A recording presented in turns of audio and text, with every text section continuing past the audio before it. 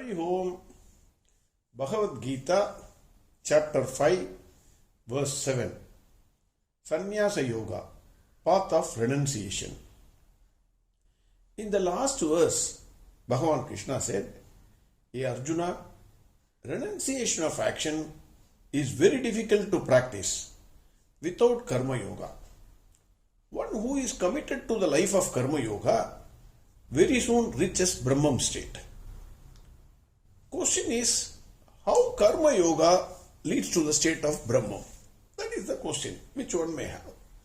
Bhagavan is answering. Verse 7.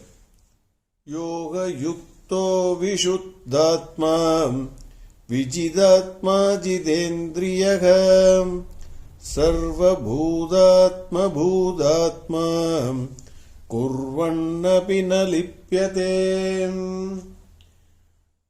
Bhagavan wonderfully gives the order how one gains the Brahman state. We all know that idle man's mind is devil's workshop. So, Arjuna wants to run away. He thinks he can sit idle by becoming a sannyasi. Then the idle man's mind is very difficult. He was thinking that way. The mind is the best friend and worst enemy of any man, if not properly handled.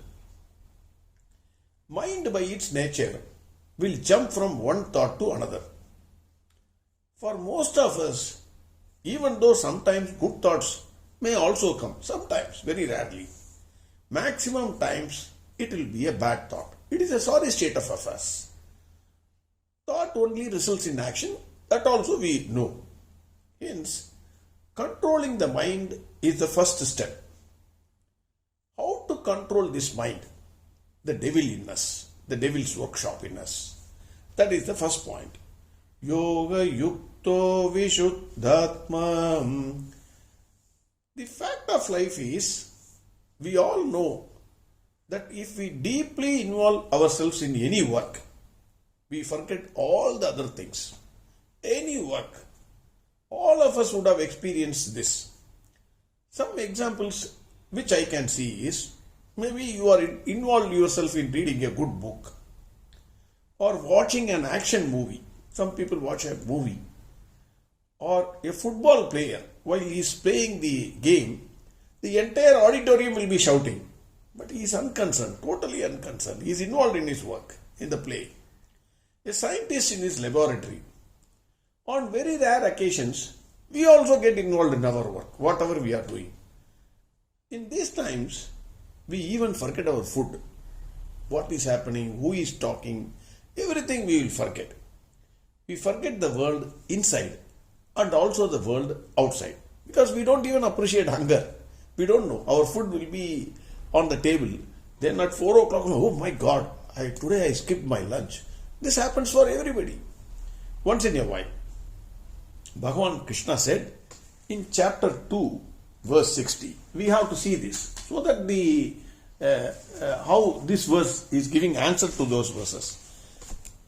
In chapter 2, verse 60, Bhagwan said, Yatato yapi kaundeya purushasya vipaschitaha indriyani pramadini aranti prasavam manaha. Bhagwan Krishna said, in fact, warned Arjuna, "Hey Arjuna, the senses are very powerful. They violently carry away the mind of a wise man." He said, Bhagwan said in verse 60, chapter 2. In verse 61 of chapter 2, Bhagwan said, Tani sarvani samyamya yukta sida matparaha vashe giyasyendriyani tasya prajna pradhishtita. Bhagavan said, "Hey Arjuna, only after restraining the sense organs, one can sit in meditation. That person is called a man of steady mind." That is what he said. In chapter 2, verse 67, Bhagavan cautioned,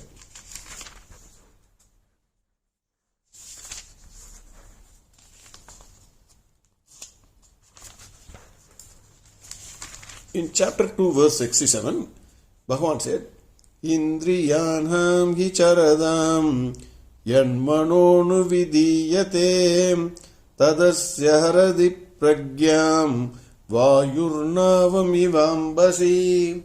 Vayurnavam ivambasi.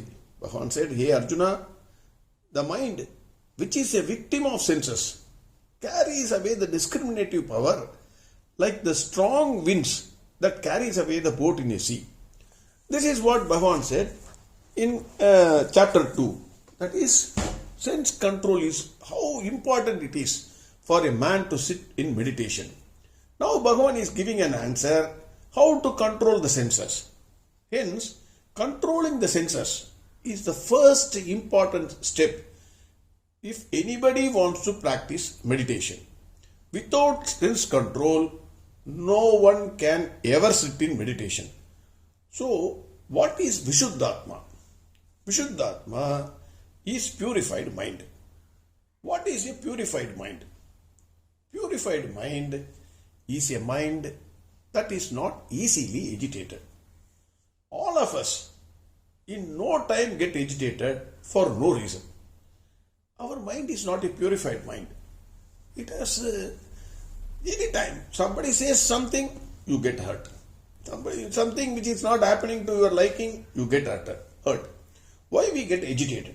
Because all the time we see that whatever we want and we do exactly something expecting a particular result, the opposite automatically comes. So we don't like that result.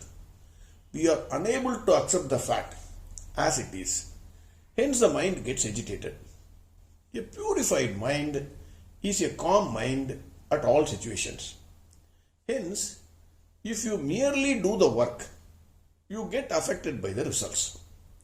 If you do the work as yoga, meaning acceptance of the results, whatever it is, or surrendering the result to the feet of Bhagwan Krishna, you gain a mental composure.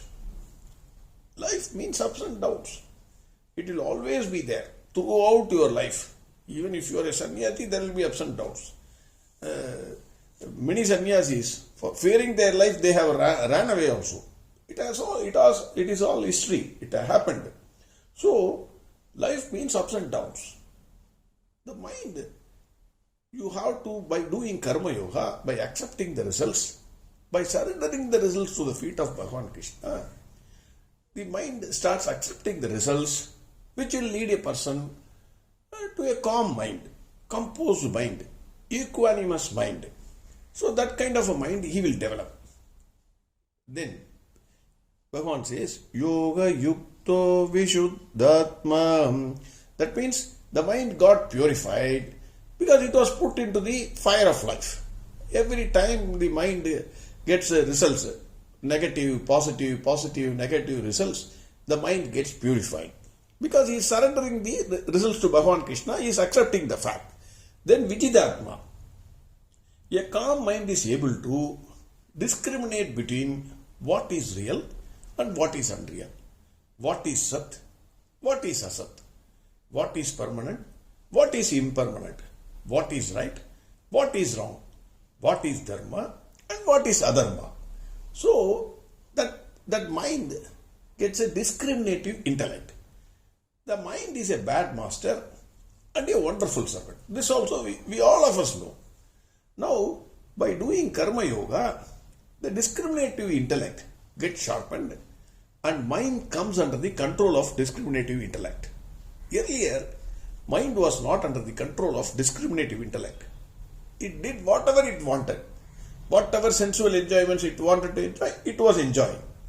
Now, because the person has developed a discriminative intellect, now mind becomes a servant of that discriminative intellect.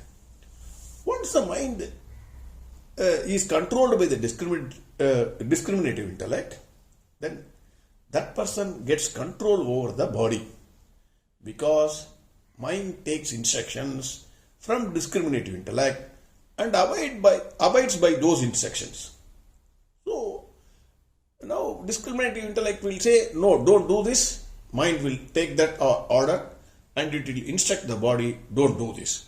Earlier, Vayur Nava Vivam Basi, sense organs and sense perceptions, it was taking away the mind in whichever direction it wanted. Now, mind is not under the control of sense organs.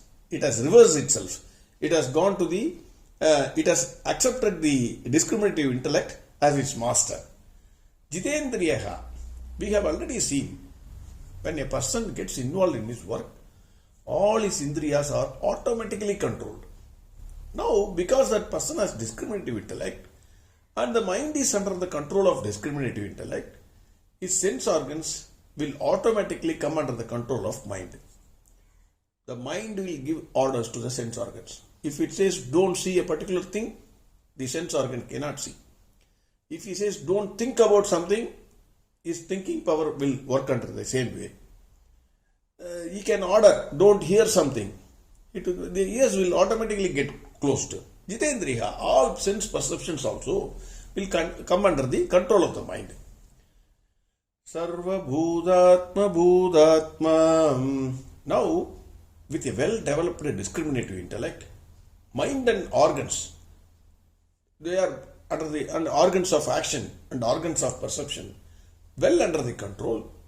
That person can sit with himself for hours together. There is no agitation of mind.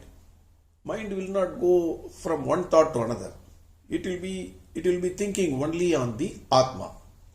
Calm mind is like a mind in deep sleep state. In that state, that person will be able to experience the self.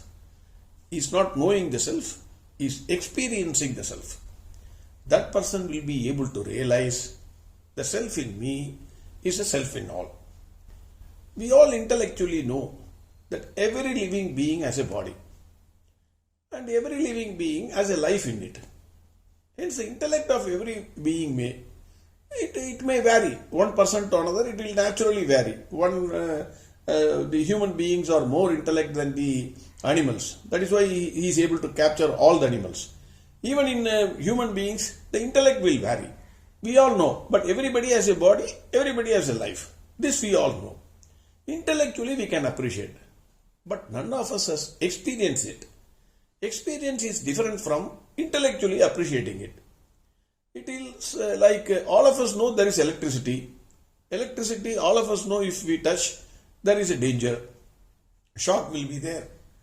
But the one who has experienced it never returns to the normal state. He is gone, dead and gone.